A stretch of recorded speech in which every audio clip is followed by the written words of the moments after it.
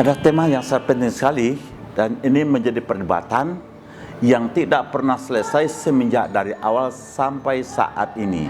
Dan barangkali ini diskusi perdebatan yang akan jalan terus ke depan. Yaitunya apa? Antara wahyu dengan akal.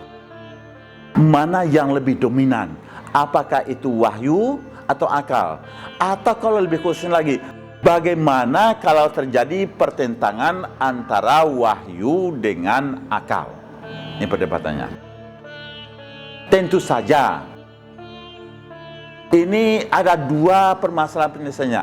Ada yang berpendapat akal harus tunduk kepada wahyu, karena akal tidak bisa menjadi hakim atau menghakimi wahyu. Wahyu adalah bersifat mutlak, datang dari Allah Subhanahu wa taala.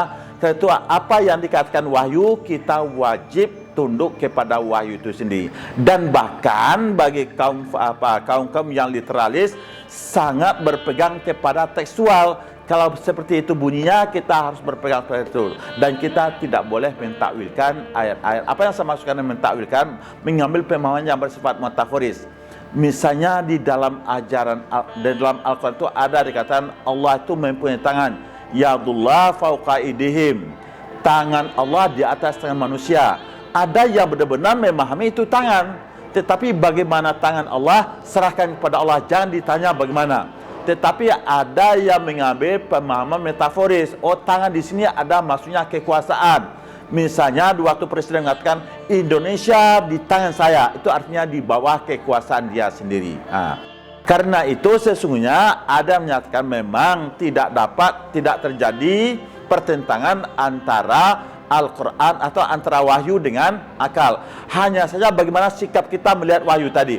Kalau kita misalnya memahami wahyu secara tekstual, secara harfiah, memang bisa terjadi pertentangan antara wahyu dengan akal. Tapi di saat terjadi pertentangan itu, selalu saja orang pendapat akal harus tunduk kepada wahyu. Karena wahyu itu adalah dari Allah Subhanahu wa taala, sedangkan akal adalah produk pemikiran manusia.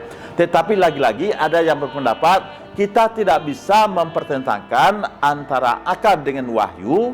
Kenapa? Karena akal juga dari Allah Subhanahu wa taala dan wahyu juga dari Allah Subhanahu wa taala. Karena itu bagaimana caranya kita memahami wahyu ini?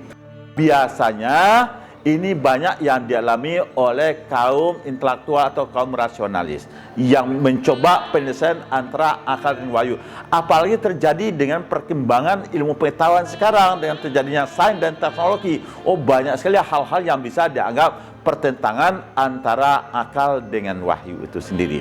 Tetapi lagi-lagi kita bilang banyak juga yang mencarikan solusinya. Sesungguhnya tidak mungkin terjadi pertentangan antara wahyu dengan akal. Kalau terjadi pertentangan wahyu dengan akal bagaimana? Kita jangan memahami wahyu secara harfiah, wahyu secara tekstual.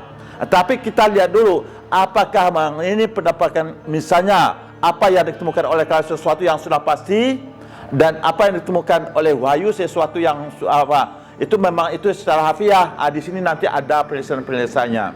Suatu contoh misalnya, dulu orang sangat menentang teori evolusi dan dianggap bertentangan dengan wahyu, dan ternyata sekarang ini teori evolusi juga berkembang. Karena itu dari segi teori Darwinnya banyak yang menentang, tapi dari segi teori evolusinya bisa saja menerima. Di sinilah banyak penyelesaian antara pertentangan wahyu dengan akal itu sendiri.